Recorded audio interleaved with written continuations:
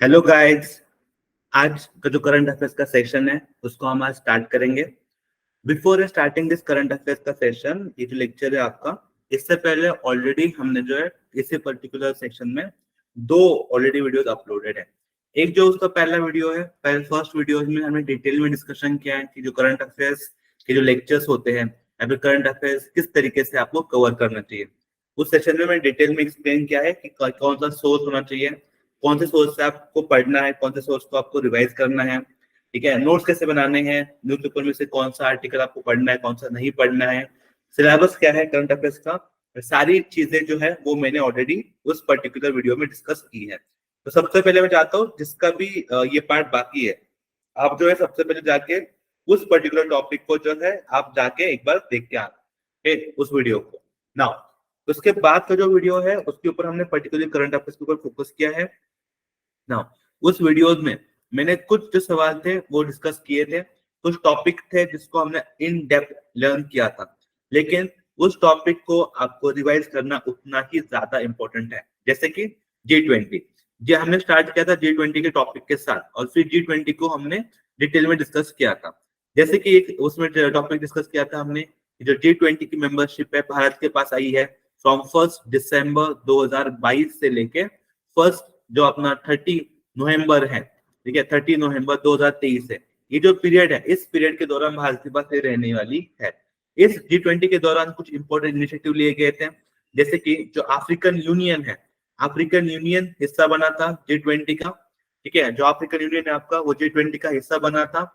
उसी के साथ साथ आपका जो G20 है इसमें इंपॉर्टेंट प्रोजेक्ट साइन हुआ था, that is IMECC, that is India middle east Europe economic corridor, ठीक है, IMECC। नाउ इसके बाद हमने ये भी देखा था कि इसी पर्टिकुलर G20 के दौरान आपको जो है टोटल 19 कंट्रीज इसमें ऐड है, आपके टोटल 19 कंट्रीज और दो ग्रुप्स, दो यूनियंस इसका हिस्सा है। इसी का थीम हमने देखा था, G20 का थीम हमने देखा था one earth one family one world, ठीक है, one world one earth one family. This is particularly symbol जो आप थीम जो कहते हैं हम G20 का, उसको भी हमने डिस्कस किया था। उसी के बाद हमने एक चीज डिस्कस की थी कि G20 में total permanent members, permanent guest जैसे हम बोलते हैं, एक परमानेंट गेस्ट है और 8 जो है अदर गेस्ट बुलाए गए थे। जो एक परमानेंट गेस्ट है उसका नाम स्पेन है, जिसको हमने लास्ट टाइम में डिस्कस कर रखा था।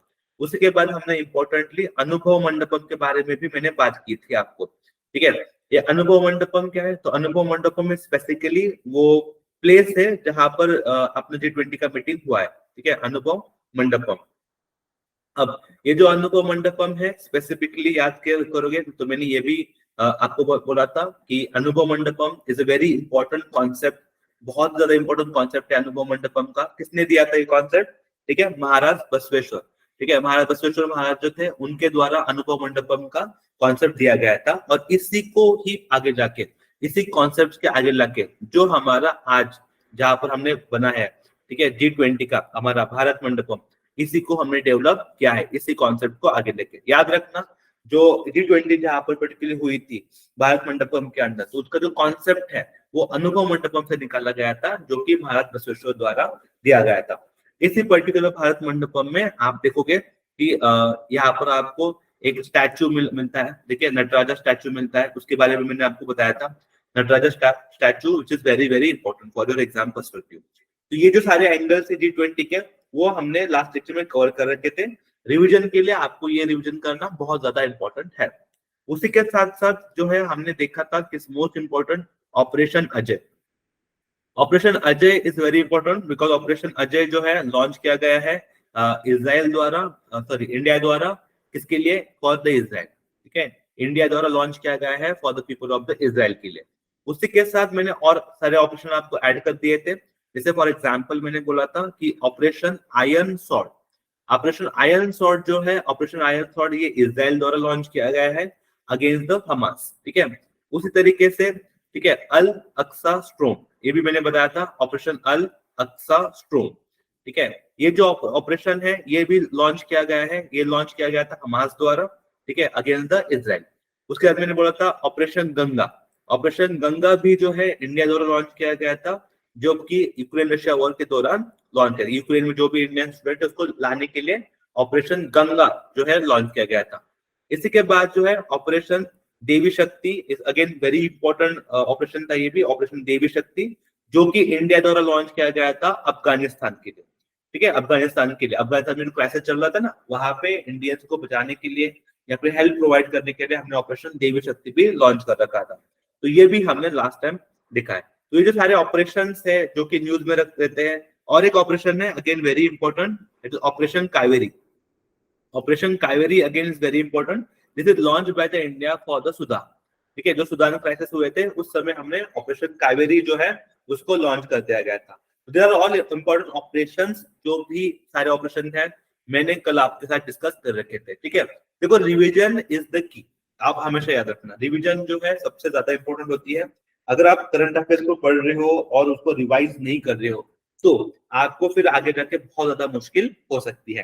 दैट्स व्हाई हम जब भी करंट अफेयर्स का सेशन स्टार्ट करेंगे, एज वी डिस्कस, कि हम सबसे पहले जो 5 मिनट है हमारे या फिर 10 मिनट है शुरुआत के, वो पर्टिकुलरली हम जो है रिवीजन के ऊपर फोकस करेंगे और हम रिवाइज करने के बाद ही आगे बढ़ेंगे। ठीक है, नाउ आज का जो पर्टिकुलर टॉपिक्स है, इस पर्टिकुलर टॉपिक में हम क्या करने वाले हैं, टोटल 15 क्वेश्चन है जिनको हम टैकल करेंगे।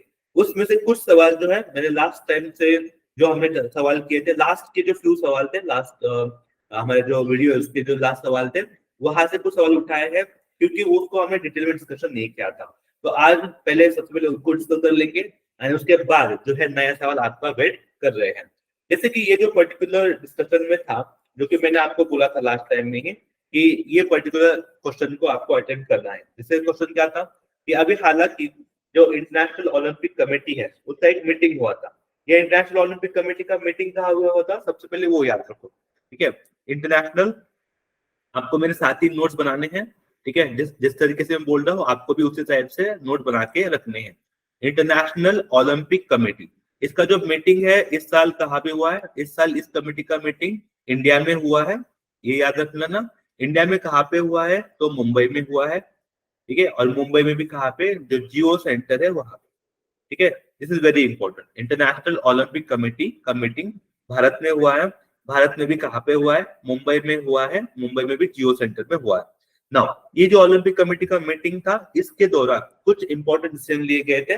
जैसे मैंने बोला था, उसका सबसे इंपॉर्टेंट डिसीजन क्या है कि भारत द्वारा भारत में 2036 को भारत में जो है आपका सॉरी 2036 में क्या होने वाला है, भारत ने बोला है कि हम भी ओलंपिक को होस्ट करने का जो है हमने डिमांड रखी है कि हमने 36 में जो है भारत में ओलंपिक होस्ट हम करेंगे।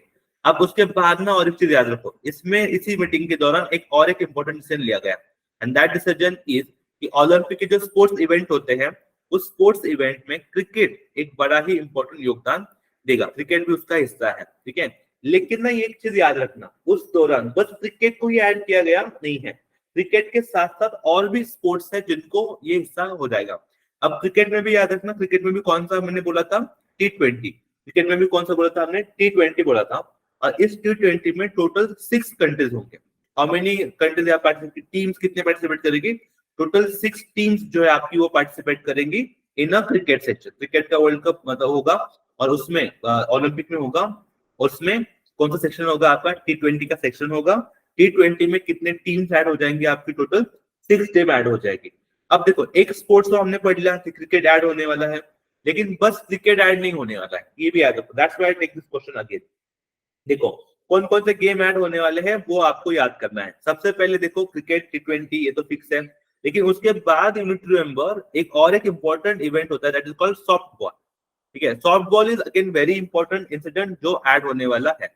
उसी के साथ आपको you have one more, that is a flag football.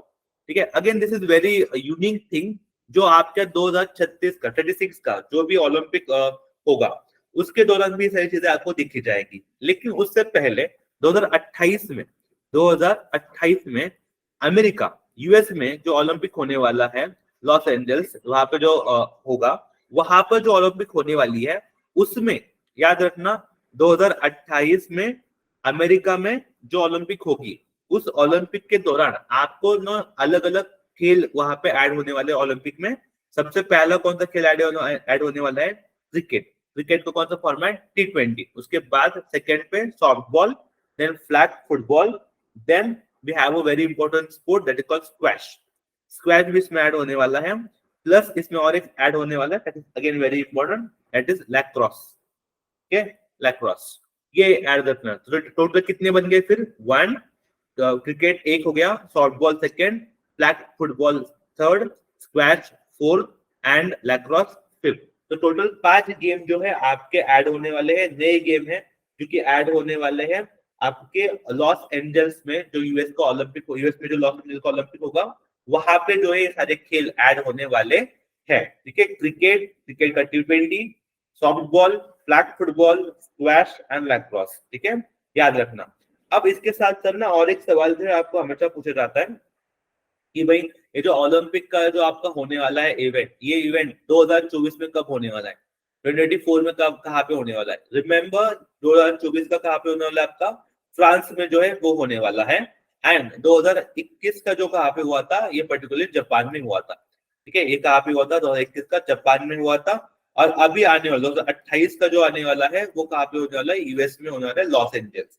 उसी के साथ साथ जो नेक्स्ट ईयर का होगा दैट इज 2032 वाला जो है, ये कहाँ पे होस्ट होने वाला है? ये होने वाला है आपके ऑस्ट्रेलिया में। ठीक है, this we have been discuss. अब ये जो इंपॉर्टेंट इवेंट्स है, चीजें हैं, आपको याद होनी चाहिए। इसको बार बार रिकॉल करोगे तभी जो है ये चीजें आपको याद रहेगी।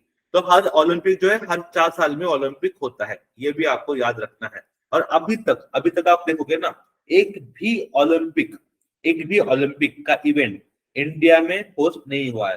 ठीक है, अगर आप इंडिपेंडेंट की बात देखोगे, लास्ट 75 ईयर्स में देखोगे, तो एक भी बार इंडिया ने ओलंपिक को होस्ट नहीं किया है।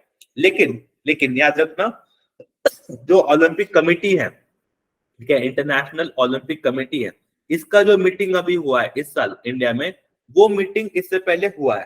ठीक है, वो जो मीटिंग है इंडिया में इससे पहले हुआ है। ठीक है, अप्रोक्स अब मैं बताता हूँ, तो 80s के दौरान जो है ये मीटिंग हुआ था। ठीक है, इंटरनेशनल ओलंपिक कमेटी 80s में एक बार हो चुका है, ये दिल्ली में हुआ था उस समय। ठीक है, अब उसके अप्रोक्स 40 साल बाद, हम कह सकते हैं 40 साल बाद मुंबई में होता है। ठीक है, तो इंटरनेशनल ओलंपिक कमेटी का मीटिंग हमारे इंडिया में इससे पहले हो चुका है, लेकिन ओलंपिक्स जो है इंडिया में आफ्टर इंडिपेंडेंस हमें नहीं दिखे देते हैं। ठीक है ना, ये जो पूरा टॉपिक था, you need to be aware. ठीक है, इन डिटेल में आगे बढ़ते हैं।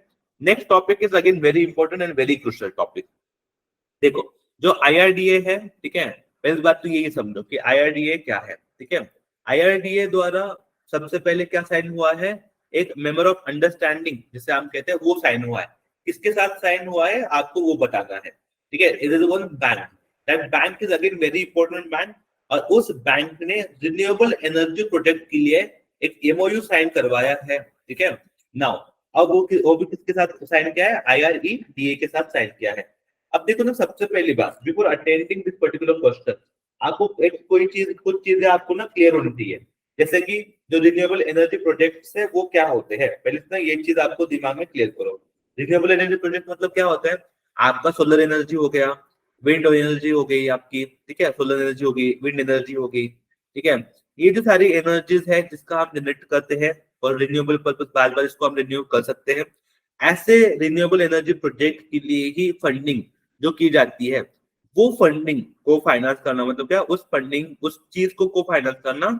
अगर कोई बंदा है, कोई कंपनी है, अगर सोलर एनर्जी में काम कर रहा है, वो बिल्ड करना चाहते हैं, विंड एनर्जी में कुछ काम करना चाहते हैं, तो उनको पैसे देने का काम, उनको फंडिंग प्रोवाइड करने का काम, ठीक है, किस बैंक द्वारा किया जाएगा? IREDA के साथ मिलकर। That you need to tell me. ठीक है, याद रखो, your correct answer is yes, your correct answer is option number D. ठीक है, Union Bank of India and Bank of Baroda. ठीक है, Union Bank of India and Bank of Baroda, इन दोनों ने मिलके IREDA के साथ MOU साइन किया है। For what is the purpose? Renewable energy को प्रोजेक्ट करने के लिए। अब दूसरी बात ये होती है कि ये IRDA क्या है। तो सबसे पहले याद रखना, IRDA is nothing but Indian renewable energy department developmental agency. ठीक है, Indian renewable energy developmental agency, that is IREDA। ठीक है, अब इन्होंने जो है MOU साइन किया, again bank of India and Bank of Baroda के साथ। ठीक है, याद रखना। अभी अगर फिलहाल देखा जाए तो IRDA है, उनके CMD कौन है? सी प्रदीप कुमार दास। अब देखो ना, ये आपने सवाल तो कर लिया, ठीक है, ये ठीक है, आपने सवाल कर लिया, वेल गुड, अच्छी बात है। लेकिन यहाँ पे चीजें रुकती नहीं है। You need to be go more head, one step more ahead. मतलब क्या? देखिए, रिन्यूएबल एनर्जी है, तो इस एनर्जी के रिगार्डिंग इंडिया के ना कुछ और भी टारगेट्स हैं। तो उन टारगेट्स को पढ़ना भी आपकी जिम्मेदारी है जब आप इस टाइप के सवाल के विटनेस करते हो। जैसे मैं एक एग्जांपल के तौर पर आपको देता हूँ। इंडिया ने डिसाइड किया है कि India will produce 500 gigawatt clean energy. 500 gigawatt clean energy, ठीक है, ये हमने टारगेट रखा है कि हम जो है क्लीन एनर्जी बनाएंगे। क्लीन एनर्जी मतलब क्या होता है? जिससे पोल्यूशन आपका नहीं होगा। तो 500 गीगावाट क्लीन एनर्जी जो है इंडिया द्वारा बनाई जाएगी। कौन से साल तक? 2030 तक। ये हमारा टारगेट है कि भाई इंडिया जो है 500 गीगावाट का एनर्जी प्रोड्यूस करेगा, क्लीन एनर्जी को प्रोड्यूस करेगा 2030 तक। और ये टारगेट हमने खुद को दे रखा है। अब बस ये टारगेट नहीं है, इसके साथ अगर आप और एक टारगेट देखोगे, ठीक है, और एक टारगेट है सेम रिगार्डिंग कि भाई इंडिया जो है 5 million ton, 5 million ton, I repeat, India जो है 5 मिलियन टन का हाइड्रोजन प्रोड्यूस करेगा। और वो भी कौन सा वाला हाइड्रोजन है? Green hydrogen. India had decided to produce a 5 million ton green hydrogen up to the year of 2030। Same ये टारगेट है कि 2030 तक हमें 500 गीगावाट क्लीन एनर्जी का प्रोजेक्ट भी साइन करवाना है। इसको भी हमने अचीव करना है कि भाई 500 गीगावाट का क्लीन एनर्जी प्रोजेक्ट भी हमें अचीव करना है। और उसके साथ साथ हमें क्या करना है? जो आपका ग्रीन हाइड्रोजन है, ठीक है, तो ग्रीन हाइड्रोजन में भी हमें 5 million ton green hydrogen produce करना है, ठीक है, अप टू द ईयर 2030। तो ये भी हमारा टारगेट है। इसी के साथ साथ अगर आप देखोगे तो इंडिया ने कुछ डिसीजन भी लिया है। उसका एक डिसीजन है कि India want to become a global hub. India wanted to become a global hub for what? For green ship. India wanted to become a global hub for green ship up to the year of 2030। 2030 का ये भी target है, ठीक है। तो ये जो सारे टारगेट्स है जो इंडिया द्वारा लिए जाते हैं, इंडिया द्वारा किए जाते हैं, जिसके लिए क्या होता है ना, रिन्यूएबल एनर्जी को हम प्रमोट कर सके, रिन्यूएबल एनर्जी प्रोजेक्ट कर सके। तो इस टाइप के प्रोजेक्ट को फाइनेंस करने की जिम्मेदारी जो होती है वो भी बैंक उठाती है। इसीलिए ये जो IRDA है, रिन्यूएबल एनर्जी का डिपार्टमेंट है हमारा, उसको सपोर्ट करने के लिए, उनके प्रोजेक्ट को सपोर्ट करने के लिए union Bank of India and Bank of Baroda है, वो आगे आए हैं, ठीक है। अब इसके साथ में आपको और एक चीज है, बस इससे लिंक करके एक चीज है जो अभी मेरे दिमाग में आई है, तो वो भी मैं आपको बनाना चाहता हूँ। जैसे अभी ये तो हम एक साइड कर ही रहे हैं, लेकिन एक पर्टिकुलर प्रोजेक्ट है, ठीक है, जैसे हम कहते हैं ना वेस्टर्न कोस्ट जो है इंडिया का, वेस्टर्न कोस्ट, वहां पे ना हम एक रिफाइनरी बिल्ड कर रहे हैं। वेस्टर्न कोस्ट ऑफ इंडिया का, वेस्टर्न कोस्ट ऑफ इंडिया मतलब क्या है? अगर मैं यहाँ पे ऐसे तरीके से ड्रॉ करूँ तो ये जो कोस्ट है आपका, ये वाला कोस्ट, जैसे वी कॉल वेस्टर्न कोस्ट, ठीक है, तो वेस्टर्न कोस्ट ऑफ इंडिया पे ना एक रिफाइनरी प्रोजेक्ट बनने जा रहा है। रिफाइनरी प्रोजेक्ट जो है हम बना रहे हैं, रिफाइनरी प्रोजेक्ट इसको हम बना रहे हैं वेस्टर्न कोस्ट के ऊपर। अब ये जो रिफाइनरी प्रोजेक्ट है वो इंडिया, याद रखना, इंडिया एंड सऊदी अरेबिया मिलके बना रहे हैं। India and Saudi Arabia, they both decided, India and Saudi Arabia both decided to build a western coast refinery project, ठीक है, दोनों ने। अब इसमें क्या होगा? देखो, हम जो है ना दुनिया भर से क्रूड ऑयल लेके आएंगे, दुनिया भर से जो है क्या करेंगे, हम क्रूड ऑयल लेके आएंगे, और क्रूड ऑयल को क्या करेंगे? फिर रिफाइन करेंगे और फिर बाकी दुनिया को बेचेंगे। तो इस क्रूड ऑयल को रिफाइन करने का जो प्रोजेक्ट है या फिर जो इवेंट जहां पर हम क्रूड ऑयल को रिफाइन करेंगे, ये पर्टिकुलरली कहाँ पे होने वाला है? आपके इंडिया एंड सऊदी अरेबिया जो है दोनों मिलके जो इसको बनाने वाले रिफाइनरी प्रोजेक्ट यहाँ पर हम बिल्ड करने वाले हैं, ठीक है, याद रखना इस चीज को। अब ये हो गया आपके वेस्टर्न कोस्ट। अब ये देखो, एक साइड हम रिफाइनरी प्रोजेक्ट की बात कर रहे हैं, जिससे क्या हो जाएगा, जिससे और एनर्जी तो मिलेगी मिलेगी, नो डाउट, पैसा भी हम कमाएंगे, नो डाउट। लेकिन क्या है ना, दुनिया भर में कार्बन डाइऑक्साइड भी उतने ज्यादा बढ़ेगा इससे, ठीक है। तो ये चीज भी सही है, रिन्यूएबल एनर्जी एक साथ हम रिन्यूएबल एनर्जी कर रहे हैं, एक साइड ये सारी चीज है। हाँ, लोकेशन बता देता हूँ आपको, जो रिफाइनरी प्रोजेक्ट है आपका रत्नागिरी में होने वाला है, ठीक है, ठीक है, रत्नागिरी लोकेशन क्या है, ठीक है, रत्नागिरी में इसका लोकेशन जो है डिसाइडेड हुआ है कि यहाँ पर रिफाइनरी प्रोजेक्ट बनेगा, ठीक है। अब और एक चीज भी याद रख लेना, ये दिस इज वेस्टर्न कोस्ट के ऊपर है। इसी के साथ साथ ना जो आपका ईस्टर्न कोस्ट है, इंडिया का जो ईस्टर्न कोस्ट है, ठीक है, देखो ये वाला कोस्ट जो अभी मैं लाइन ड्रॉ करूँ, ये जो ईस्टर्न कोस्ट है, ठीक है, ये जो ईस्टर्न कोस्ट यहाँ पे सपोज पड़ता है आपका चेन्नई, यहाँ पर let's say you have Chennai, तो चेन्नई से लेके, ठीक है, दिस इज चेन्नई, चेन्नई, चेन्नई से लेके डायरेक्टली एक इंफ्रास्ट्रक्चर प्रोजेक्ट बिल्ड होने वाला है, जो डायरेक्टली कहाँ लिंक करेगा, चेन्नई टू वॉल्दोर्फ। ठीक है, अब ये जो प्रोजेक्ट है दैट इज कहाँ पे बिल्ड हो रहा है, ये कहाँ पे पार्ट है, किसका पार्ट है, ये रशिया। तो from Chennai to Russia we have this corridor. अब ये कहाँ पे बिल्ड हो रहा है, आपके ईस्टर्न साइड में बिल्ड होने वाला है। तो this is something which is on right side, western side, and something on eastern side. देखो बात समझो मेरे, एक साइड आप रिन्यूएबल एनर्जी के टारगेट हिट कर रहे हैं, और दूसरी साइड में हम ये प्रोजेक्ट भी हमारा साइन कर रहे हैं। बोथ आर वेरी इंपॉर्टेंट, क्योंकि इंडिया को क्या करना है, हमें डेवलप करना ही है। For your exam point of view all this facts are very important, आपको ये सारे फैक्ट जो है लिख के लेने हैं। आगे बढ़ते हैं, देखो जो नेक्स्ट टारगेट है हमारा, नेक्स्ट क्वेश्चन है वो आपके सामने पेश होने जा रहा है। Rambo, yes this is again very important question. Recently Shashikanta Das जो हमारे गवर्नर है, आरबीआई के ऑनरेबल गवर्नर है, उनको A+ ग्रेड मिला है। पहली बात तो मेरा सवाल यही है कि किसने दिया है A+ ग्रेड, पहले वो समझ लो। जो Global Finance central bank report है, Global Finance central banker report है, उसके द्वारा 2023 में जो लिस्ट जारी की गई थी कि दुनिया के सबसे बेहतरीन गवर्नर की लिस्ट, ठीक है, और उनको जो है उन्होंने रैंक किया था। तो इनमें से शशिकांता दास जी है, उनको रैंक किया गया था, he is selected as +A grade governor. अब आपको क्या बताना है कि ऐसे कितने गवर्नर को रैंक किया था, how many governors have been rank as A+ grade governor in 2023, ऐसे कितने गवर्नर थे, अकेले थे, अकेले शशिकांत जी थे जिनको रैंक किया गया था, या इनके साथ और कोई भी था। पहले एक बात समझो मेरा, before I attempting this question, देखो जो ग्लोबल गवर्नर्स है, इनको जो याद है लिस्ट है, ये हमेशा निकलती है। अब यहाँ पर ना ऐसा नहीं है कि इनको फर्स्ट मिला था, ठीक है। If you look at Raghuram Rajan, very famous and very important personality, ठीक है, रघुराम राजन साहब। तो रघुराम राजन जो थे हमारे आरबीआई के एक्स गवर्नर, उनको भी जो है A+ ग्रेड मिल चुका है, ठीक है, ये पहली बात याद रखना। शशिकांता दास साहब को तो मिला ही है दिस ईयर, लेकिन इससे पहले किनको मिला था, रघुराम राजन जो थे हमारे, उनको मिला था, ठीक है। These are both governors received this award. लेकिन इस साल का जो अवार्ड लॉन्च हुआ है, कितने गवर्नर्स होंगे जिनको ये मिला है, you need to tell me the number. आपको नंबर में बताता है कि इनके साथ और कितने लोग थे। तो रिमेंबर याद रखना आपको कंपल्सरी कि कम इसमें से कितने लोगों को मिला है, टोटल 3 लोगों को, के टोटल 3 लोगों को जो है इस साल आपका जो है best banker governor A+ grade award जो है मिला है, ठीक है। I repeat, A+ grade award, A+ grade award जो मिला है, जो देते हैं Global Finance central bank report. I repeat, A+ grade जो Global Finance central bank report द्वारा दिया जाता है, वो अवार्ड इस साल जो भारत के गवर्नर है शशिकांता दास साहब, उनको मिला है, ठीक है। और इनके साथ साथ और जो 2 लोग हैं उनको भी मिला है। For example Thomas J Jordan, इनको मिला है, ये कहाँ के है, ये स्विट्जरलैंड के हैं, इनको भी ये मिला है, ये स्विस नेशनल बैंक के गवर्नर्स है। उसी के साथ साथ जो टिंग होंग है, ठीक है, ये पर्टिकुलर टिंग होंग जो है आपके वियतनाम से है, ठीक है, तो उनको भी जो है आपका अवार्ड मिला है। तो टोटल 3 लोग हो गए, 1 person is from India, that is doctor Shashikanta Das, उसी के साथ साथ स्विस नेशनल बैंक से स्विट्जरलैंड से, and third is from Vietnam.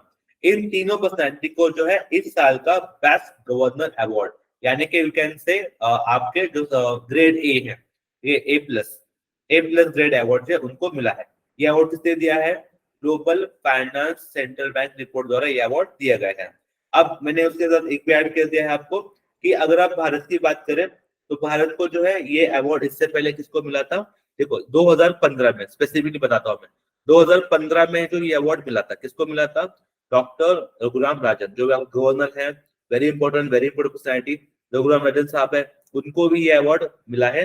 And उनको पहली बार मिला था, पहले गवर्नर वही थे जिनको ये अवार्ड मिला था, A+ ग्रेड अवार्ड। लेकिन इस साल जो है शशिकांत दास को मिला है, and he become second governor, ठीक है, ये अवार्ड मिलने वाले ये सेकंड गवर्नर है, ठीक है। नाउ अब याद रखना थोड़ा ना, इसको भी रिसर्च करके लिख लो आप, ठीक है। जो शशिकांत दास साहब है उनके बारे में थोड़ा सा पढ़ लेना। एक एग्जाम्पल लेता हूँ मैं आपको, जैसे शशिकांत दास साहब जो है आपके, वो अभी आरबीआई के करंट गवर्नर है, और ये आरबीआई के 25th नंबर के गवर्नर है। इसको याद कर लेना कि शशिकांत दास साहब जो है वो आरबीआई के अभी के 25th गवर्नर ऑफ आरबीआई है। ठीक है, इनका नंबर कितना है? 25th नंबर इनका है। ठीक है नाउ, और अभी जो हमारे G20 का सेशन चल रहा है, मतलब जो G20 का सेशन अभी जो हमारे चल रहे हैं, देखो G20 ना नवंबर तक चलने वाला है, ये भी याद रख लेना। तो G20 का होस्टिंग पावर हमारे पास है। तो वहां पर ना 15 जो फाइनेंस कमीशन का ऑफ इंडिया, फाइनेंस कमीशन का जो मीटिंग हुआ है, मेंबर्स जो इकट्ठा आए हैं आपके फाइनेंस कमीशन के, तो वहां पे ना एज अ शेरपा, ठीक है, शेरपा मतलब क्या होता है, मैंने कल बताया था आपको शेरपा क्या होता है, they give the direction to the meeting. तो वो देने का काम भी किनका है? डॉक्टर शशिकांत दास उन्हीं का ही है। ठीक है, अब और एक चीज याद रख लेना कि ये जो है भारत के सेकेंड टर्म जो है इनका, with the second term of the 3 year, ये दिसंबर 2024 तक जो है भारत के गवर्नर, आरबीआई के गवर्नर जो है रहने वाले हैं। जैसे ये ना 25th गवर्नर है, शशिकांत दास साहब जो है 25th गवर्नर है आरबीआई के। उस तरीके से मुझे बताओ आप, ठीक है, tell me the first governor of RBI. RBI के ना पहले गवर्नर कौन थे? ठीक है, so I hope everybody is aware कि ऑसबॉर्न स्मिथ साहब जो थे, he was the first governor of RBI. उसी के साथ जो ना, आप देखो ये तो मैंने बता दिया फर्स्ट गवर्नर कौन थे। आप मुझे कमेंट करके बताओ कि भारत के कौन से वो पहले आरबीआई के गवर्नर हैं, आरबीआई फर्स्ट आरबीआई गवर्नर। लेकिन किसके लिए है वो पहले आरबीआई के governor? Indian governor. What I want, RBI के पहले इंडियन गवर्नर कौन थे? इंडियन पर्सनैलिटी जो आरबीआई की गवर्नर बनी थी, वो कौन पर्सनैलिटी है? आपको जो है इनका नाम मुझे बताना है कमेंट सेक्शन में। आरबीआई के पहले गवर्नर ऑसबॉर्न स्मिथ, लेकिन आपको क्या भेजना है मुझे? आरबीआई के पहले गवर्नर लेकिन इंडियन इन गवर्नर। ठीक है, ऐसे आप बता देना ना। उसके साथ साथ बताओ आरबीआई का एस्टैब्लिशमेंट जो है 1935 का है। अब उस समय आरबीआई का जो हेडक्वार्टर है वो मुंबई होता था। देखिए सॉरी, मुंबई नहीं होता था, कलकत्ता होता था। अब उस कलकत्ता को छोड़ के अभी 1937 में आरबीआई शिफ्ट देमसेल्फ टू, कहां पे शिफ्ट कर दिया आरबीआई ने? उससे हटके RBI shifted to the Mumbai. पहले कलकत्ता हेडक्वार्टर था, फिर बदल के मुंबई कर दिया है। ठीक है नाउ, ये जो है सारी जानकारी आपको होना इंपॉर्टेंट है regarding with this particular award, regarding with this particular. ठीक है, चलो आगे बढ़ते हैं। नेक्स्ट सवाल आपके सामने पेश हो रहा है। This is again very important question. ठीक है, मैंने कल भी बोला था इसके बारे में, सवाल के बारे में आपको, which of the following is not member of SCO? Why I added this question particularly this again? तो ना देखो, SCO जो है ना, SCO is very important for you. Why SCO is very important? Because India become a member of SCO in 2017. मैंने कल भी बोला था, इंडिया जो है 2017 में ही इसका मेंबर बना है। इंडिया एंड पाकिस्तान दोनों साथ में मिलकर ही इसके मेंबर बने हैं। अब ना एससीओ का नाम क्या है? तो शंघाई कॉर्पोरेशन ऑर्गेनाइजेशन का नाम है, लेकिन नाम शंघाई कॉर्पोरेशन ऑर्गेनाइजेशन है, लेकिन इसका हेडक्वार्टर कहां पर है? बीजिंग में है। ये फैक्ट भी आपको याद रखना है। शंघाई कॉर्पोरेशन ऑर्गेनाइजेशन, ये जो है आपका, यहाँ इसका नाम शंघाई है, लेकिन इसका हेडक्वार्टर जो है आपको बीजिंग में मिलेगा। अब ये जो एससीओ है, इसमें ना एक सवाल आता है आपको कि एससीओ में टोटल मेंबर्स कितने हैं? They ask this question as well. या फिर इस तरीके से पूछेंगे मेंबर कितने, वो पूछेंगे, नहीं तो कौन सा मेंबर नहीं है वो पूछेंगे। बिल्कुल याद रखने का सिंपल टेक्निक है। मैं हमेशा बोलता हूँ, एक इमेजिन कर लो कि इंडिया वर्सेस पाकिस्तान में मैच चल रहा है, ठीक है, या फिर जंग चल रही है, इंडिया वर्सेस पाकिस्तान, और इंडिया के बाजू में कौन होस्ट है? इंडिया के बाजू में कौन खड़ा रहता है? इंडिया के साथ खड़ा रहेगा रशिया। ठीक है, Russia is supporting the India, and Pakistan को कौन सपोर्ट करेगा? चाइना। ठीक है, इमेजिन कर लो। ठीक है, India is supported by the Russia, Pakistan is supported by the China. अब ना वॉर चल रहा है। अब वॉर में क्या होता है? वॉर में दो छोटे बच्चे होते हैं। कौन कौन से बच्चे होते हैं? एक बच्चा होता है कजाक और एक बच्चा होता है उज्बेक। ठीक है, अब ये दोनों भी बच्चे जो होते हैं बहुत ज्यादा क्या करते हैं? किरकिर करते हैं। ठीक है, दोनों बच्चे क्या करते हैं? बहुत ज्यादा किरकिर करते हैं। कजाक एंड उज्बेक दोनों बच्चे होते हैं, तो क्या करते हैं? आपके किरकिर करते हैं, और ये किरकिर करते करते किसके पास चले जाते हैं? आपके कजाक के पास चले जाते हैं। इसको बता जाते हैं कजाक के पास चले जाते हैं। और ये जो कजाक है ना, ये कहाँ रहता है आपका? ये कजाक रहता है ईरान में। ये कजाक कहाँ रहता है आपका? ईरान में रहता है। ठीक है, आई रिपीट, इंडिया रशिया का झगड़ा चल रहा है, इंडिया पाकिस्तान का झगड़ा चल रहा है, वॉर चल रहा है। इंडिया को सपोर्ट करता है रशिया, पाकिस्तान को सपोर्ट करता है चाइना। और इस वॉर के दौरान दो बच्चे कजाक एंड उज्बेक किरकिर करते करते किसके पास चले गए? कजाक के पास चले गए, जो कि कहाँ रहता है? ईरान में रहता है। Once you understand this thing, इससे ना बहुत अच्छी चीज आपको हेल्पफुल हो जाएगी। जैसे कि अगर लोग पूछते हैं कि टोटल मेंबर्स कौन कौन से हैं, कौन कौन से मेंबर है, तो आपको इजीली पता चलेगा। इंडिया है, पाकिस्तान है, रशिया है एंड चाइना है। इंडिया, पाकिस्तान, रशिया, चाइना, ये चार मेंबर्स है, plus Kazakhstan, Uzbekistan, Kyrgyzstan and Kazakhstan. I repeat, Kazakh, Uzbek, Kyrgyz, Kazakh, ये 4 देश एंड ऊपर के 4 देश, मतलब कितना कितने बन गए, टोटल 8 देश जो है एससीओ के मेंबर्स है। ठीक है, लेकिन याद रखना एससीओ का जो मीटिंग है, एससीओ का मीटिंग कहाँ पे हुआ है, आपके इंडिया में हुआ है। 2023 में एससीओ का मीटिंग कहाँ पे हुआ है, इंडिया में हुआ है। और इस दौरान एक अनाउंसमेंट भी हुआ है कि एससीओ की जो मेंबरशिप है वो ऐड हुई है। एक मेंबर जो एससीओ में ऐड हुआ है, कौन सा मेंबर ऐड हुआ है, ईरान जो है एससीओ में ऐड हुआ है। ये याद रखना, कौन ऐड हुआ है, ईरान जो है ऐड हुआ है। तो कुल मिलाकर के कितने मेंबर बन गए अब ईरान को ऐड करके, टोटल 9 मेंबर जो है बन गए। तो याद रखना, अगर सवाल इस तरीके से आता है कि एससीओ के हेडक्वार्टर कहाँ पर है, एससीओ के हेडक्वार्टर बीजिंग में है। एससीओ का भारत कब मेंबर बना, 2017 में भारत मेंबर बना। एससीओ जो है इसमें कितने कंट्रीज आते हैं, टोटल 9 कंट्रीज आते हैं। एससीओ में कौन सा कंट्री नहीं आता है वो भी पूछेंगे, तो मैंने ट्रिक आपको दे दी है। तो यही आपको सवाल है, which of the following countries is not country. अगर देखोगे तो definitely India is a part of SCO, no doubt, पहला ऑप्शन चला गया आपका। चाइना भी पार्ट है, रशिया भी पार्ट है, लेकिन ब्राजील जो है आपका, Brazil is not a part of SCO. Brazil SCO का हिस्सा नहीं है। What is correct answer, Brazil is correct answer कि Brazil is not a member of SCO. बाकी के मेंबर के नाम मैंने आपको दिए हैं। ठीक है, आई होप जो है आपको सीधे जो है समझ में आ रही है और आप मेरे साथ जो है ये सभी चीजों को नोट डाउन कर रहे हो। ठीक है, चलो आगे बढ़ते हैं। नेक्स्ट सवाल आपके सामने पेश है। देखो, नेक्स्ट सवाल है लिटिल बिट इंटरेस्टिंग। ठीक है, भारत की कौन सी वो बैंक है, भारत की कौन सी वो बैंक है जिसकी that bank has recently launch, ठीक है, UPI ATM facility. UPI ATM facility launch किस बैंक द्वारा अभी किया गया है।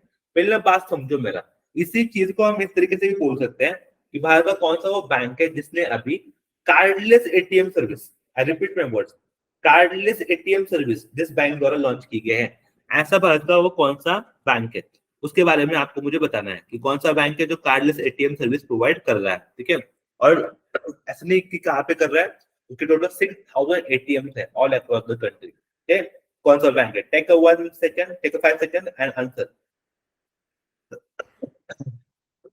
5 सेकंड लो, 5 सेकंड में आंसर करो कि भारत का कौन सा वो बैंक है जो कार्डलेस एटीएम सर्विस प्रोवाइड करता है या फिर यूपीआई एटीएम सर्विस प्रोवाइड कर रहा है। ठीक है, अभी इंडिया में option A, B, C, D या नन ऑफ दिस। ठीक है, what is correct answer, remember your correct answer is bank of Baroda. Bank of Baroda द्वारा जो है ये फैसिलिटी प्रोवाइड की जाती है। याद रखना, बैंक ऑफ बड़ौदा ही भारत का वो बैंक है जो इंडिया का यूपीआई एटीएम फैसिलिटी लॉन्च करता है। UPI ATM facility launch by bank of Baroda. What is UPI ATM, UPI ATM facility, इसी फैसिलिटी को हम क्या बोलते हैं, कार्डलेस, कार्डलेस कैश विड्रॉल। इसके क्या बोला हम, inter operable cardless cash withdrawal technology. Inter operable cardless cash withdrawal मतलब एटीएम में तो जाना है लेकिन कार्ड लेके नहीं जाना है, बस आपके मोबाइल पर जो स्कैनर होगा, यूपीआई होगा, उसको इस्तेमाल करके आप एटीएम से आपका पैसा निकाल सकते हो। तो cardless cash withdrawal facility provide करने वाला भारत का बैंक कौन सा है, that is bank of Baroda. That is bank of Baroda जो सारी चीजें जो है कर रहा है। ठीक है, और एक बार याद रखना, एक बार याद रखना, इसको करने की ताकत को उसने दी है कि कौन वो भारत का एजेंसी जो इसको करने का परमिशन देता है। This is help by the NPCI. NPCI जो है एनपीसीआई के साथ कोऑर्डिनेट करके भारत का पहला पब्लिक सेक्टर बैंक बना है। ये बैंक ऑफ बड़ौदा भारत का पहला पब्लिक सेक्टर बैंक बना है जिसके द्वारा, जिसके द्वारा जो है आपका ATM, UPI ATM system, cardless ATM system जो है लॉन्च किया गया है। बिना कार्ड का इस्तेमाल किए एटीएम में जाके पैसे निकालना, इसको लॉन्च करने का काम किसका है, बैंक ऑफ बड़ौदा ने ये काम किया है। आपको ये चीज आराम से याद रखनी है। ये अब इसके साथ साथ ना कुछ और भी बैंक है, उनके इनिशिएटिव्स भी आपको पता होना चाहिए। Again this initiatives are very crucial and very important for your exam point. जैसे कि मैं आपको कुछ हिंट दे देता हूँ। ठीक है, मैंने कल भी बोला था आपका कि भारत का पहला जो है आपका क्रेडिट कार्ड, ठीक है, क्रेडिट कार्ड फॉर होटल्स। अगर होटल में जाते हो, ठीक है, तो वहां पर ना क्रेडिट कार्ड आपको इस्तेमाल कर सकते हो, मतलब होटल के लिए, वो भी किसके साथ मिलके क्या उन्होंने, जेडब्ल्यू मैरियट ग्रुप जो है आपका, ठीक है, जेडब्ल्यू मैरियट ग्रुप है, उनके साथ मिलके भारत का पहला, ठीक है, credit card for the hotel industry, ठीक है, फॉर द होटल इंडस्ट्री। तो ये किसने लॉन्च किया है? तो ये भी एक बैंक है, आपको इसका आंसर ढूंढना है कि किस बैंक द्वारा इसको लॉन्च किया गया है। उसी के साथ साथ मिंत्रा, जो एक शॉपिंग ऐप है आपका मिंत्रा, मिंत्रा के साथ मिलके भी एक क्रेडिट कार्ड लॉन्च किया है एक पर्टिकुलर बैंक ने for the shopping, for the shopping purpose. ठीक है, ब्रांडिंग शॉपिंग पर्पस मिंत्रा के साथ मिलके एक बैंक ने जो है इंडिया का पहला I can say credit card launch किया गया है। तो ये जो पहले पहले होते हैं ना, ये वेरी इंपॉर्टेंट फॉर यू। तो मैंने आपको दो सवाल दिए हैं, you have to solve this two question. Bharat का कौन सा बैंक ने जिसने जेडब्ल्यू मैरिट ग्रुप के साथ मिलकर होटल इंडस्ट्री का क्रेडिट कार्ड जो है लॉन्च किया गया है? That you need to tell me. वो आपका पहला सवाल है। दूसरा सवाल मैंने क्या बोला है कि भारत का वो कौन सा ऐसा बैंक है जिसने शॉपिंग के लिए मिंत्रा के साथ मिलके शॉपिंग के लिए जो है ये चीजें जो है लॉन्च की है, शॉपिंग के लिए क्रेडिट कार्ड जो लॉन्च किया गया है मिंत्रा के साथ मिलके, ऐसा कौन सा बैंक है? दोनों सवाल अटेम्प्ट करो, दोनों सवाल को आपका जो जवाब है वो मुझे आपको मुझे देना है। ठीक है ना, तब तक हम आगे बढ़ते हैं। नेक्स्ट सवाल कि विच इंस्टीट्यूशन है जो है has operationalize the urban infrastructure development fund. ठीक है, जो आपका अर्बन इंफ्रास्ट्रक्चर फंड है उसको ना कितना फंडिंग है, पहले इंस्टीट्यूट को बताओ। चलो इंस्टीट्यूट के बारे में तो मैं बता दूंगा कौन सी इंस्टीट्यूट है जो ये फंडिंग दे रही है। You need to tell me first कि ये जो इंफ्रास्ट्रक्चर फंड है इसकी अमाउंट कितना है। देखो ये जो सवाल होते हैं एग्जाम में जब आते हैं इस टाइप के सवाल आपको, जहां पर आपको अमाउंट दे रखी है कि 10,000 करोड़ 40,000 करोड़ कितना फंड दिया जा रहा है अंडर इंफ्रास्ट्रक्चर डेवलपमेंट फंड, ये जो है आपको जो सवाल पूछा जाता है तब ना एक need to remember either you know this question तो अटेम्प्ट करो, अगर नहीं पता है तो छोड़ दो। ठीक है, you have to skip this question. Because problem क्या है ना कि ऐसे सवाल, ऐसे जो डाटा है उनको एग्जैक्टली याद करना बड़ा मुश्किल होता है। So that's why I always request you कि अगर ऐसे कुछ डाटा सवाल आते हैं आपको ये सवाल जो है स्किप करने हैं, don't need to attempt this question. देखो समझो, ये जो पर्टिकुलर फंड है, पहली बात ना यही याद कर लेना, ये जो फंड जो है आपका, देखो अर्बन इंफ्रास्ट्रक्चर के बारे में बोला जा रहा है, अर्बन इंफ्रास्ट्रक्चर डेवलपमेंट फंड। तो पहली बात तो कौन सी मिनिस्ट्री होगी? तो ये union housing and urban affairs ministry होगी। पहली बात तो ये याद रख लेना। आप ना क्या करो, एक हेडिंग दो, पहले सबसे पहले ना ऊपर हेडिंग दो कि अर्बन इंफ्रास्ट्रक्चर डेवलपमेंट फंड। तो अर्बन इंफ्रास्ट्रक्चर डेवलपमेंट फंड किस बैंक द्वारा दिया जाता है? तो बैंक कौन सी मिनिस्ट्री द्वारा ये फंड लॉन्च हुआ है? तो ministry of urban and urban housing. ठीक है, ministry of urban and housing, इसके द्वारा जो है आपको ये पर्टिकुलर फंड जो है लॉन्च हुआ है। ठीक है ना, दूसरी बात यही है कि इसमें क्या होने वाला है, तो देखना जो भी भारत के tyre 1 and tyre 2 cities, tyre 3 city है, ठीक है, टायर 2 एंड टायर 3 सिटी है, उनमें जो है आपको इंफ्रास्ट्रक्चर डेवलपमेंट के लिए जो फंड है वो प्रोवाइड किए जाने वाले हैं। अब मैं एक बात देख लो, ये जो फंड है वो फंड कहाँ से आने वाला है, पैसे कौन देने वाला है? तो मिनिस्ट्री ऑफ अर्बन हाउसिंग देने वाली है।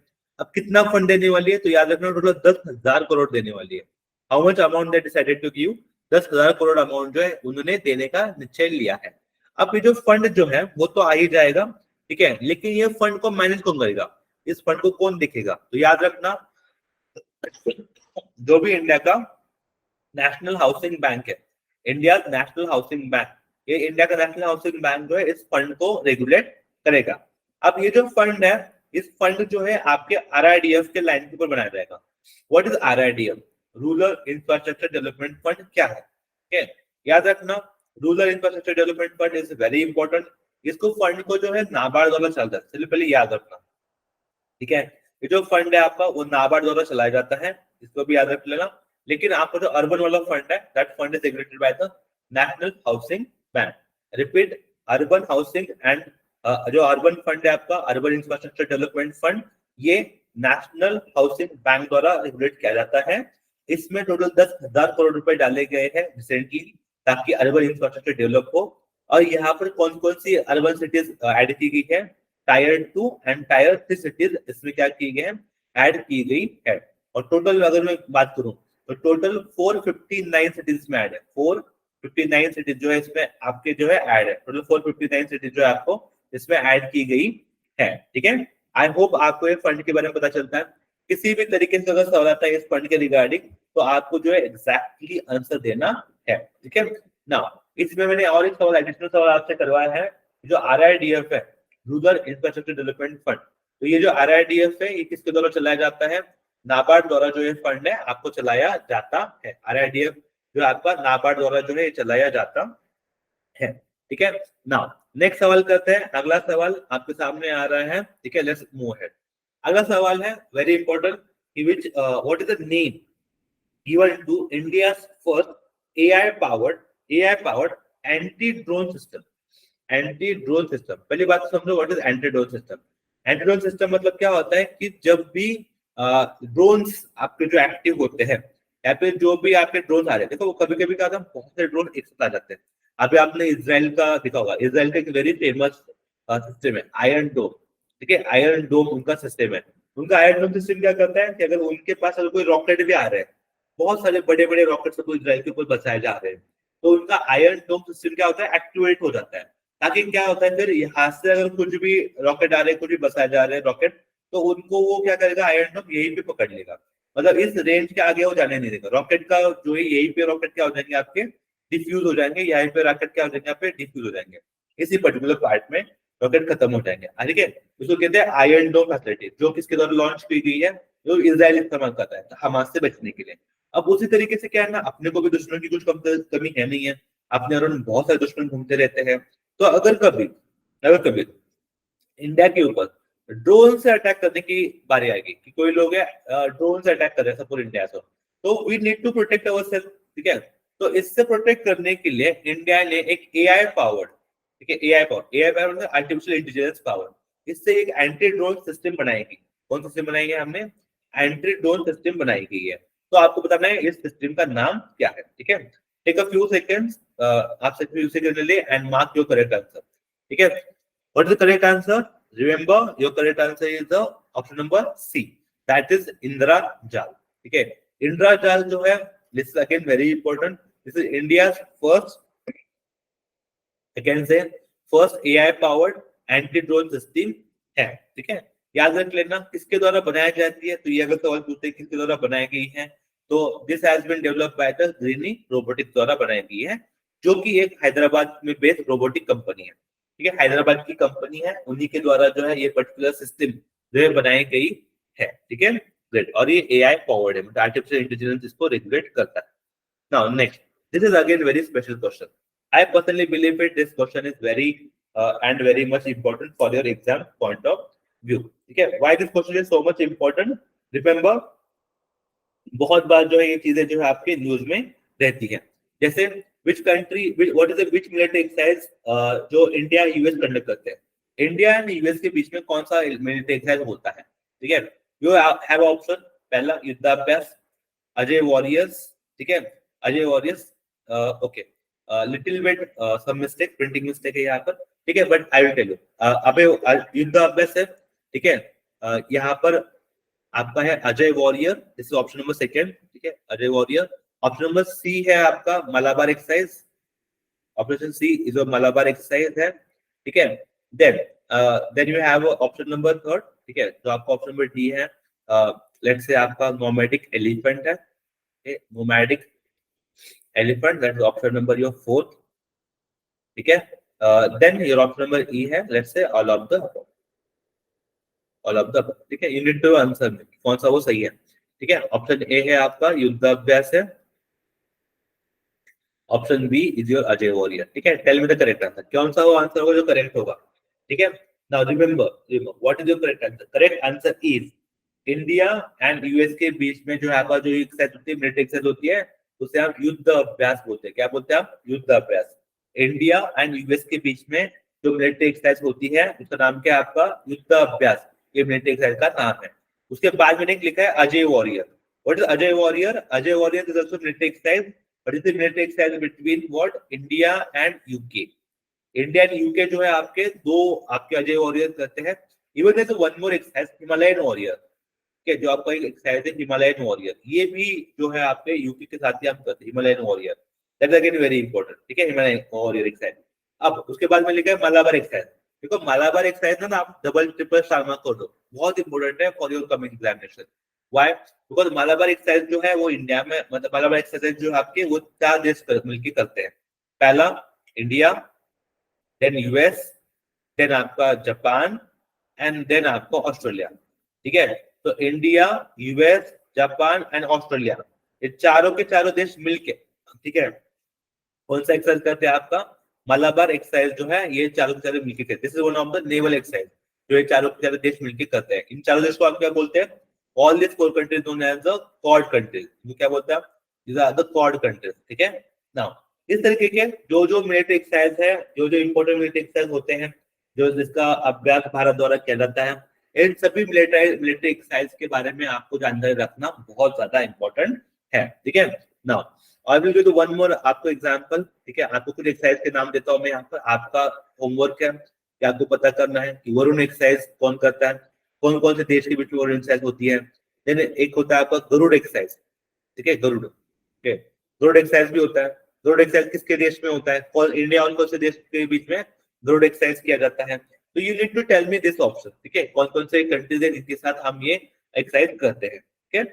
नाउ आगे बढ़ते हैं। नेक्स्ट सवाल आपके लिए पेश हो रहा है। Remember, very important and very crucial सवाल। Which of the following group has given the approval for world first green bond standards? तो पहले ना बात समझो कि ग्रीन बॉन्ड क्या है। ग्रीन बॉन्ड मतलब क्या होता है? जो भी इन्वायरमेंटल रिलेटेड प्रोजेक्ट है आपके, उन इन्वायरमेंटल रिलेटेड प्रोजेक्ट का फंडिंग, मतलब कोई भी इन्वायरमेंटल रिलेटेड प्रोजेक्ट अगर चल रहा है तो उसको फंडिंग करने का काम है ये लोग करेंगे। जैसे अभी ना हमने देखा था, एक चीज हमने देखा था, इट इज IREDA द्वारा, IREDA वाला जो भी सवाल था, मतलब इंडियन रिन्यूएबल डेवलपमेंट एजेंसी जो है अपनी, उनके द्वारा जो है Union Bank of India plus Bank of Baroda, इन दोनों ने डिसाइड किया है कि वो क्या करेंगे? फाइनेंस प्रोवाइड करेंगे। किसको फाइनेंस प्रोवाइड करेंगे? जो भी रिन्यूएबल एनर्जी के प्रोजेक्ट होंगे इंडिया में, उसको जो है वो तो फाइनेंस प्रोवाइड करने वाले हैं। अब जैसे ना ये फाइनेंस प्रोवाइड कर रहे हैं, उस तरीके से ना आप एक चीज भी याद रखिएगा, जो ग्रीन बॉन्ड स्टैंडर्ड्स है, ग्रीन बॉन्ड स्टैंडर्ड मतलब क्या है? आप किस तरीके से ग्रीन बॉन्ड को रिलीज करोगे? तो जिस दुनिया का पहला, वर्ल्ड फर्स्ट जो ग्रीन बॉन्ड स्टैंडर्ड है, उसका अप्रूवल किसके द्वारा दिया गया है? कौन सा वो ग्रुप है जो ये सारा अप्रूवल दे रहा है? तो remember, very important question, this approval has given by the European union. किसके द्वारा ये अप्रूवल दिया गया है? यूरोपियन यूनियन द्वारा जो है फर्स्ट ग्रीन बॉन्ड का अप्रूवल दिया गया है। ठीक है। नाउ अब इससे लिंक ना और एक चीज पढ़ते हैं। जैसे ग्रीन बॉन्ड अप्रूवल तो इन्होंने दे दिया, उसी के साथ एक बात याद रख लेना, एक होता है ग्रीन क्लाइमेटिक फंड। एक फंड है ग्रीन क्लाइमेटिक फंड। अब इस ग्रीन क्लाइमेटिक फंड में ना टोटल $100 बिलियन रुपए हम फंड का प्रावधान है। इसमें कितने फंड होने चाहिए? $100 बिलियन इसमें होने चाहिए। अब इसमें ना रिसेंटली $2 बिलियन का फंड इसमें ऐड हुआ है। ठीक है, तो कौन से देश ने $2 बिलियन फंड इसमें ऐड किए हैं? तो याद रखना, कंट्री ऑफ यूके। ठीक है, कंट्री ऑफ यूके जो है, कंट्री ऑफ यूके ने $2 बिलियन का जो फंड है वो ऐड किया है आपके ग्रीन क्लाइमेटिक फंड में। ठीक है, अब याद रखना, this is what country of UK is run by और इंडिया के मतलब जो भी हमारे नारायण मूर्ति है, उनके जो दामाद है वो ऋषि सुनाक, जो यूके के प्रेसिडेंट है, तो अंडर उनके लीडरशिप के अंडर यूके ने $2 बिलियन का फंड ऐड किया है। कहाँ पे? ग्रीन क्लाइमेटिक फंड में जो है ऐड किया। ये भी अभी रिसेंटली हुआ है। उसी के साथ साथ जो आपका यूरोपियन यूनियन है, ठीक है, यूरोपियन यूनियन, इसने ना रिसेंटली एक digital market act, digital market act जो है वो भी किसके द्वारा लॉन्च हुआ है? यूरोपियन यूनियन द्वारा ही लॉन्च है। और इसमें ना टोटल कितने हैं? टोटल 6 जो आपके डिजिटल ऐप जो चलाते हैं, डिजिटल मार्केट का जो ऐप चलाते हैं कंपनीज, लाइक आपका गूगल हो गया, फेसबुक हो गया, जो डिजिटली प्रेजेंट है, उनको जो है फंडिंग का, मतलब उनके ऊपर जो रेगुलेशन है उनको लगाने का काम भी, रेगुलेट करने का काम भी यूरोपियन यूनियन द्वारा ही किया जाता है। तो ग्रीन बॉन्ड स्टैंडर्ड्स डिजिटल किसके द्वारा लॉन्च हुए हैं? यूरोपियन यूनियन द्वारा लॉन्च हुए हैं। Total green climatic fund $100 billion का है, उसमें $2 बिलियन ऐड किए जा रहे हैं यूके द्वारा। एंड डिजिटल मार्केट एक्ट जो है वो भी यूरोपियन द्वारा ही लॉन्च हुआ है। ठीक है, ये सारी चीजें जो है, अगेन दिस चीज is very important, very crucial for your upcoming examination. ठीक है, तो आपको ये याद रखनी है। आगे बढ़ते हैं। India has signed one of the very important agreement, that is social security agreement. India ने सोशल सिक्योरिटी एग्रीमेंट किस देश के साथ किया है? ये जो सवाल है बहुत ही ज्यादा इंपॉर्टेंट सवाल है आपका, प्लीज रिमेंबर दिस। ठीक है, इंडिया द्वारा एक सोशल सिक्योरिटी एग्रीमेंट साइन हुआ है किस देश के साथ? तो सबसे पहले दिमाग लगाओ, दिमाग लगा के ये बताओ, सोशल सिक्योरिटी एग्रीमेंट मतलब क्या होता है basically? What kind of agreement is this? ठीक है।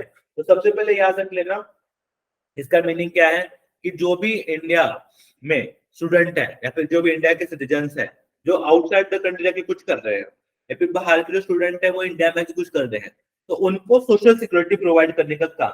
और सोशल सिक्योरिटी का मतलब क्या होता है, वेरियस स्कीम जो इंडियन गवर्नमेंट भी लॉन्च करता है, फॉरेन गवर्नमेंट, इंडियन गवर्नमेंट भी लॉन्च करता है, ताकि जो उनके या फिर जो हमारे जो भी बच्चे हैं या फिर जो पढ़ रहे हैं बाहर जाके, प्रोफेशनल खास करके यहाँ पर जो अंडर दिस पर्टिकुलर एग्रीमेंट जो प्रोफेशनल वर्कर्स है जो आउटसाइड द कंट्री वर्क करते हैं, उनके लिए जो सोशल सिक्योरिटी है उनको मजबूत करना, सोशल सिक्योरिटी को, ठीक है, मजबूत करना। उस पर्टिकुलर देश में भी अगर रहे तो फिर भी उनको सोशल सिक्योरिटी जो है मिलनी चाहिए। इसके लिए इंडिया ने एक साइन किया है एमओयू, ठीक है। तो किस देश के साथ वो एमओयू साइन हुआ है? ठीक है, 5 second and mark your correct answer. ठीक है, कौन सा वो देश है जिसके साथ जो है सोशल सिक्योरिटी एग्रीमेंट जो है साइन हुआ है इंडिया द्वारा? ठीक है, no this has been signed by the India and the country of Argentina. What is your correct answer? Country of Argentina.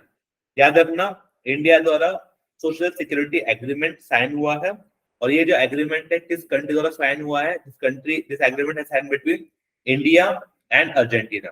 India and Argentina जो ये दो देश है, इन दोनों ने मिलकर जो है सोशल सिक्योरिटी एग्रीमेंट आपका साइन किया है। ठीक है, रिमेंबर। और किसके लिए साइन किया है? जो प्रोफेशनल लोग हैं, प्रोफेशनल वर्कर्स हैं जो आउटसाइड द कंट्री ट्रैवल करते हैं, उनको स्पेसिफिकली टारगेट करके जो है ये पर्टिकुलर एग्रीमेंट साइन हुआ है। I will do one more hint यहाँ पर और एक चीज का हिंट दे दो हमें। और एक इंपॉर्टेंट एग्रीमेंट है जो इंडिया द्वारा साइन हुआ है, ठीक है, विद द कंट्री ऑफ टंजानिया। यहाँ पर जो आपका सेकंड ऑप्शन है कंट्री ऑफ टंजानिया, तो इनके साथ में भी ना हमने एक बड़ा इंपॉर्टेंट एग्रीमेंट साइन किया है। कौन सा? Remember, India has sign a 5 year road map 5 year roadmap agreement 5 year roadmap agreement for for for defense cooperation, for the defense cooperation। ठीक है, डिफेंस कॉपरेशन के लिए इंडिया द्वारा डिफेंस कॉपरेशन के लिए इंडिया द्वारा कंट्री ऑफ टंजानिया के साथ एक एग्रीमेंट साइन हुआ है। ठीक है, for the coming next 5 year road map. ठीक है, याद रखना, डिफेंस कॉपरेशन एग्रीमेंट टंजानिया के द्वारा हम टंजानिया के साथ जो है हमने एग्रीमेंट साइन किया है। इसी टाइप एक एग्रीमेंट है जो आपका इटली है, country of Italy and country of India, इन दोनों ने मिलकर भी ना, इटली एंड इंडिया इन दोनों ने मिलकर भी एक डिफेंस कोलैबोरेशन एग्रीमेंट जो है साइन किया है। Defence collaboration agreement. ठीक है, India and Italy have signed a defence collaboration agreement. ठीक है, एंड इंडिया एंड तंजानिया, याद रखना, India Tanzania have signed a defence agreement, India and Italy also signed a defence collaboration agreement, and India and Argentina have signed a social security agreement. तीनों के तीनों agreement जो है आपको याद होना चाहिए, तो अभी करंटली तीनों एग्रीमेंट जो है बहुत ज्यादा यूज में है। ठीक है, नाउ नेक्स्ट आगे बढ़ते हैं। This is again very simple question. Which of the following Indian state has received the highest FDI in our country? कौन सा वो भारत का राज्य है जहां पर हाईएस्ट एफडीआई रिसीविंग है? कौन सा वो राज्य है जहां पर सबसे ज्यादा जो है एफडीआई रिसीव होते हैं? Again very simple to attempt, there is the state of Maharashtra. ठीक है, स्टेट ऑफ महाराष्ट्र जो है भारत का एफडीआई रिसीविंग के मामले में सबसे हाईएस्ट रैंक पर है। हाईएस्ट एफडीआई जो आता है वो महाराष्ट्र में ही आता है। यहाँ पर ना दो चीजें याद कर देना एफडीआई के बारे में जब बात करते हैं। बैलेंस ऑफ पेमेंट एक बहुत ही इंपॉर्टेंट हिस्सा है भारत के इकोनॉमी का। बैलेंस ऑफ पेमेंट के दो पार्ट होते हैं आपके, एक होता है आपका करंट अकाउंट हिस्सा होता है, ठीक है, और एक होता है आपका कैपिटल अकाउंट।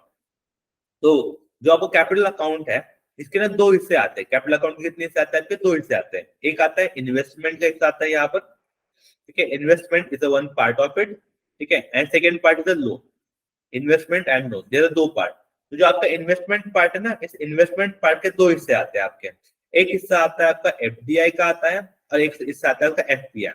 ठीक है, एफडीआई का मतलब होता है foreign direct investment, and FPI का मतलब होता है फॉरेन पोर्टफोलियो इन्वेस्टमेंट। ठीक है, both of these are the part of the investment of your current account। ठीक है, याद रख लेना, अगर कोई पूछता है कि एफडीआई किस साइड में भी आता है, तो एफडीआई जो है बैलेंस ऑफ पेमेंट के जो कैपिटल अकाउंट है, ठीक है, बैलेंस ऑफ पेमेंट का कौन सा अकाउंट आपका?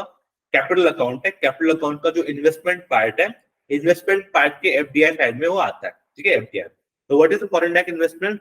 तो बाहर की कंपनियां जो है, बाहर के जो लोग हैं जो इंडियन मार्केट में इन्वेस्ट करते हैं या इंडियन कंपनी में, इंडियन स्टॉक्स में, तो हमको एफडीआई बोलते हैं, ठीक है।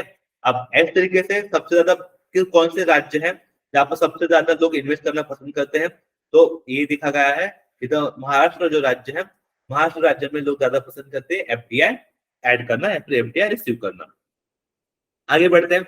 Again very important question, Nilgiri Thar project, Nilgiri Thar project किस देश द्वारा, कौन से स्टेट गवर्नमेंट द्वारा लॉन्च किया है? अब everybody aware, if you look at Nilgiri Thar ना, तो नीलगिरी तो सबको पता होगा कि भारत का, अगर if I try to draw the map of India, तो सबको पता है कि अगर मैं भारत का मैप ड्रॉ करूंगा इस तरीके से, तो आपका जो वेस्टर्न घाट है एंड जो आपका ईस्टर्न घाट है, कभी तो पढ़ा होगा वेस्टर्न घाट ईस्टर्न घाट कहाँ के मिलते हैं आपके? नीलगिरी हिल्स, यहाँ पे हिल्स है, दैट इज नीलगिरी हिल्स, ठीक है। यहाँ पे जो है आपके ये आते हैं, ठीक है। तो इसी पर्टिकुलर एरिया में आपका एक एनिमल है, नीलगिरी थार एनिमल है, जो इसी पर्टिकुलर एरिया में आपको मिलता है, नीलगिरी हिल्स के पास ही मिलता है, ठीक है। तो यहाँ पे कौन सा वो गवर्नमेंट है, स्टेट गवर्नमेंट है, जिसने पर्टिकुलरली ये नीलगिरी थार प्रोजेक्ट, मतलब इनको बचाने का प्रोजेक्ट है, उन्होंने लॉन्च किया है? You have to mark. Option is Kerala, Tamil Nadu, Karnataka, Andhra Pradesh, Indanapolis. So what is the correct answer? Remember, the state of Tamil Nadu has launched this particular project. याद कर लेना, ठीक है। कौन सा प्रोजेक्ट लॉन्च है? तमिलनाडु जो गवर्नमेंट है आपका, तमिलनाडु गवर्नमेंट द्वारा नीलगिरी थार प्रोजेक्ट जो है आपका लॉन्च हुआ है, ठीक है। Somewhere you have to mark this thing कि तमिलनाडु गवर्नमेंट द्वारा नीलगिरी थार प्रोजेक्ट जो है लॉन्च हुआ है, ठीक है। आगे बढ़ते हैं। Now this question is again very important for you, you have to mark this question. आपको जो है ये सवाल मार्क करना है। जो सीबीडीटी है उन्होंने बोला है, ठीक है, how much time it has been taken to process one income tax return. जब भी आप आईटीआर फाइल करते हो, इनकम टैक्स रिटर्न जिसे हम बोलते हैं आईटीआर, जब आईटीआर फाइल करते हो, तो आईटीआर फाइल करने के बाद आईटीआर को सॉल्व करने, मतलब प्रोसेस करने के लिए, आईटीआर को प्रोसेस करने के लिए कम से कम कितने दिन मिलते हैं? अभी कितने दिनों तक आपका जो आईटीआर है प्रोसेस हो जाता है, ठीक है। इनकम टैक्स रिटर्न सब फाइल करते हैं, आई होप, ठीक है। क्या लगता है आपको कि कितने समय के अंदर, कितने समय के अंदर जो आपका आईटीआर है जो प्रोसेस होता हुआ, ठीक है, and this has been claimed by the CBDT, ठीक है। तो याद कर लेना व्हाट इज करेक्ट आंसर। यहाँ पर your correct answer is this 10 days. It has been claimed that कि जो अगर आप 2023-24 तक देखोगे, तो Central Board of Direct Tax द्वारा ये क्लेम किया गया है कि एक आईटीआर को, इनकम टैक्स रिटर्न को प्रोसेस करने के लिए कितने दिन लगते हैं? टोटल 10 दिन लगते हैं। How many days? Total 10 days लगते हैं जब आपको एक आईटीआर को फाइल करना है, एक आईटीआर को आगे बढ़ाना है, ठीक है। Now this is very progressive. 2019-20 में अगर देखोगे तो वो समय 82 डेज लगते थे, ठीक है। तो हमने 82 डेज को घटा के अभी कहाँ पे आए हैं? हमने 10 दिनों तक आए, which is very very progressive in nature, ठीक है। I hope you are getting the things. आगे बढ़ते हैं। नेक्स्ट सवाल, ये जो सवाल है, ठीक है, this has been done repeatedly comes in the slide, लेकिन हाँ, आई होप आपको जो आज के जो सवाल हमने डिस्कस किए हैं, this is again very important, ठीक है। रिमेंबर आईआरडीए द्वारा रिन्यूएबल एनर्जी प्रोजेक्ट के लिए जिसको फंडिंग दी गई, Union Bank of India and Bank of Baroda को जो है, they have been co-finance this renewable energy project, ठीक है। Yes, that's great. I hope आपको जो है, जो हम सिखा रहे हैं या फिर जो सारा डिस्कशन हम लोग कर रहे हैं, सारी की सारी चीजें आपको क्लियर हो रही है, आपके दिमाग में जा रहा है। तो इस तरीके से हम ट्राई करेंगे मैक्सिमम सवाल अटेम्प्ट करने का हर समय, हर दिन नए नए लेक्चर के साथ, ठीक है। लेकिन आपको जो है सारे नोट्स मेरे साथ बनाने हैं। आपको जो भी टॉपिक्स मैं बताता हूँ यहाँ पर, वो सारे टॉपिक्स को आपको मेरे साथ कवर करना है ताकि आपके नोट्स अच्छे से बने। कल चीजें हम स्टार्ट करेंगे तो मैं सबसे पहले आपको रिवीजन करवाऊंगा जो भी आज हमने किया है, और रिवीजन करने के बाद ही हम आगे बढ़ेंगे, ठीक है। Now thank you so much guys, all the best, have a nice time.